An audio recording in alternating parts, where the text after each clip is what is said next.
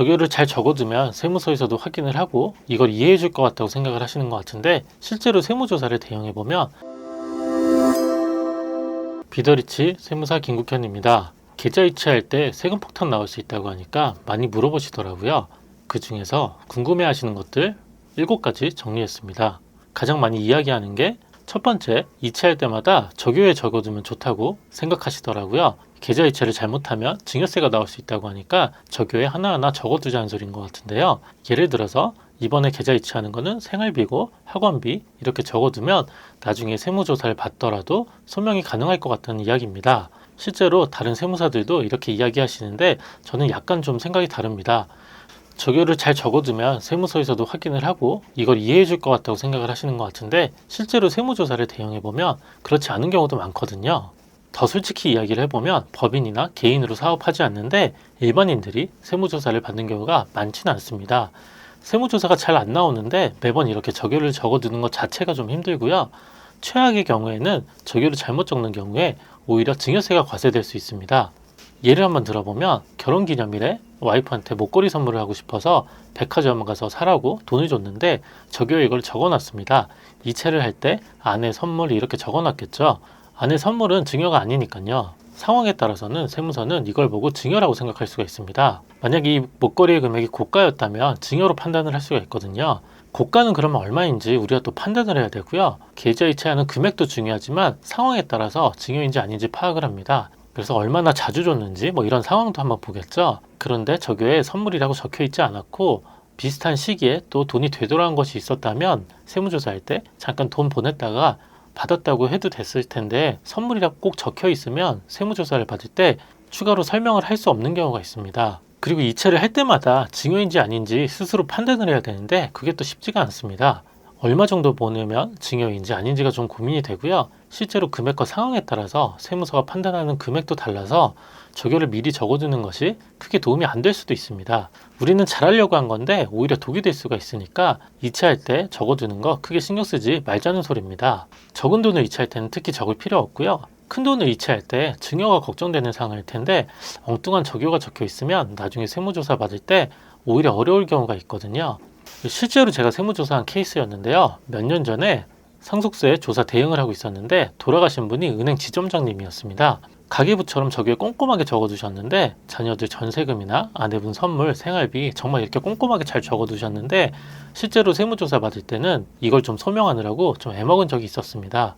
정리를 한번 해보면 이체할 때마다 우리 스스로 증여인지 판단하는 것도 좀 어렵고 매번 하나하나 적는 것 자체가 어려우니까 그렇게까지 하실 필요는 없고요. 실제로 세무조사 받아보면 또 어떤 경우는 적요가 없는 경우가 오히려 더 좋은 경우도 많거든요. 진짜로 걱정이 되시면 기억하기 편하게 따로 기록을 해두고 이체 적요 내역에는 적지 않을 것 같습니다. 그리고 1,000만 원 이상인데 잠깐 돈을 주고받기로 한 경우에는 빌려준 돈, 받을 돈 이 정도만 적고 증여가 아니라는 것을 일부러 표시해두는 용도로 사용하시면 더 좋을 것 같습니다. 두 번째, 계좌 이체하면 세무조사 대상이 될까요? 결론부터 이야기하면 그렇지는 않습니다. 계좌 이체한다고 바로 국세청이 확인을 하고 세무조사 대상으로 선정하지는 않습니다. 그렇다면 언제 문제가 될까요? 자금 출처 세무조사나 상속조사가 시작이 되면 10년간 계좌를 확인하는데 이때 계좌 이체 내역이 문제가 될 수가 있습니다. 1,000만 원 이상 이체하는 경우에 금융기관이 금융정보분석원에 통보를 하지만 바로 세무조사가 나오는 것도 아닙니다. 1,000만 원 이상 거래 중에서 의심스러운 거래인 경우에 금융정보분석원에서 국세청에 통보를 하고 국세청에서 이걸 받아가지고 세무조사를 해야 될지 또 분석을 합니다. 그러니까 큰 돈을 이체하거나 가족 간에 돈을 이체한다고 해서 바로 무조건 세무조사 대상이 되는 건 아닙니다. 세 번째, 세무조사는 그럼 언제 나올까요? 사업을 하지 않는 일반인들이 세무조사 받는 경우는 뭔가 정상적이지 않은 상황이 포착된 경우입니다. 부동산을 취득했거나 대출을 갚았거나 이런 이벤트가 발생할 때 세무조사가 나올 수가 있습니다. 이때도 부동산 취득했다고 바로 검증을 해보는 건 아니고요. 일반 개인들은 매년 세무서에 소득신고를 하는데 국세청은 이 소득 자료를 다 갖고 있습니다. 국세청이 갖고 있는 이 소득 자료와 다른 여러 가지 자료를 분석을 했는데 자기의 힘으로 부동산 취득하기 무리가 있다고 판단이 되는 경우에 이런 경우에 세무조사가 나옵니다. 그러니까 조사가 나올까봐 크게 걱정은 안 하셔도 되고요. 뭔가 증여의 상황이 있었을 겁니다. 네 번째, 돈을 줬다가 받으면 어떻게 해야 되는지 물어보시더라고요. 부모님이 자녀한테 줄 때도 증여고 자녀가 부모님한테 돌려줄 때도 증여고 이렇게 나오냐고 물어보시는데 세법상으로 하면 각각 증여로 볼 수는 있는데 보통은 보낸 돈과 받을 돈을 퉁쳐서 상계가 가능합니다. 그런데 이때 중요한 것은 왜 돈이 왔다 갔다 했는지 설명이 좀 돼야 됩니다. 돈이 좀 급해서 잠깐 줬다가 다시 받았다거나 여러 가지 실제 상황을 좀 설명을 할 수 있어야 되고요. 증여가 아니라는 것을 잘 설명을 하면 준 돈과 받은 돈 상계해서 과세하지는 않습니다. 기왕이면 이체한 돈과 돌아온 돈이 좀 동일한 금액이면 더 설명하기가 좋겠죠. 그리고 다섯 번째, 부모님께 한 30만 원에서 100만 원 정도 돈을 드리는 경우 증여가 될까요? 매달 30만 원씩만 드려도 1년이면 720만 원이고 10년을 합치면 5천만 원이 넘으니까 증여세가 나올 것 같습니다. 이런 경우에 당연히 부모님께 생활비 드리는 것은 증여로 보지 않고요. 그런데 세법에서는 생활비를 얼마까지 줘도 된다고 금액을 정해놓지는 않고 있고요. 사회 통념상 생활비는 가능하다고만 이야기를 하고 있습니다. 소득이 없는 부모님께 한 200만 원 정도 드리는 건 괜찮을 것 같고요. 조금 더 많은 금액도 제 개인적으로 생각할 때 괜찮을 것 같습니다. 실제로 세무조사 대응을 해보면 경험상 그 정도 생활비는 증여로 과세하진 않거든요.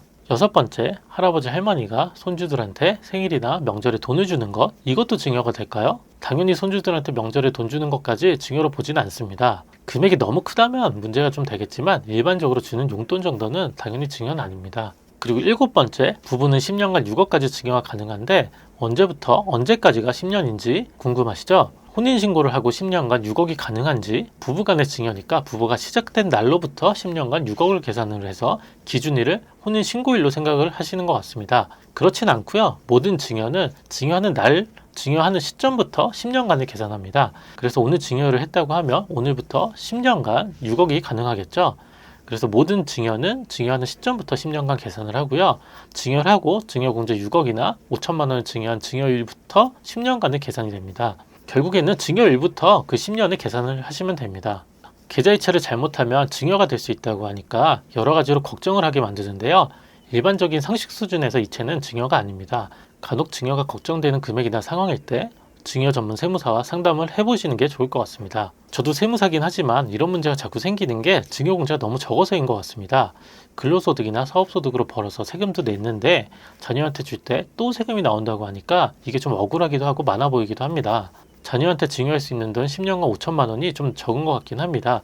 이 기준도 한 20년 전에도 3천만 원 정도 가능했었는데 몇 년 전에 5천만 원으로 오르고 그리고 또 바뀌진 않았습니다. 아파트 가격은 그 사이 몇 배는 뛰었는데 이 증여가는 금액은 많이 오르진 않았습니다. 아쉽지만 저희가 이 세법을 지키지 않을 수는 없으니까요. 세법을 잘 지키면서 증여세를 최소한으로 낼 수 있도록 잘 대비를 하셔야 될 것 같습니다.